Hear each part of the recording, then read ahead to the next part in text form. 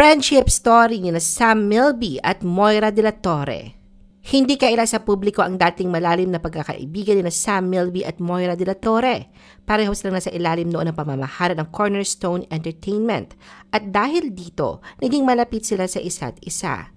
Sa isang panayam noong 2018, inamin ni Sam na itinuring niyang parang nakababatang kapatid si Moira kahit hindi sila magkadugo.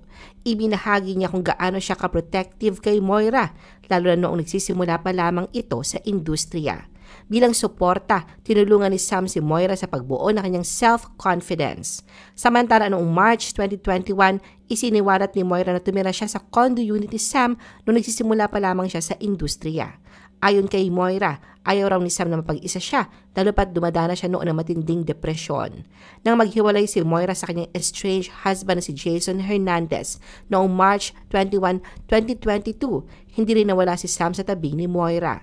Kaya naman marami ang nagulat nang bigla na lang i-unfollow ni Sam si Moira sa social media. Kamakailan sa isang panayam, inamin ni Sam na hindi na sila magkaibigan ni Moira. Bagamat hindi niya dinetalye ang dahilan, mariin niyang itinanggi na nagkaroon sila ng anumang romantikong relasyon.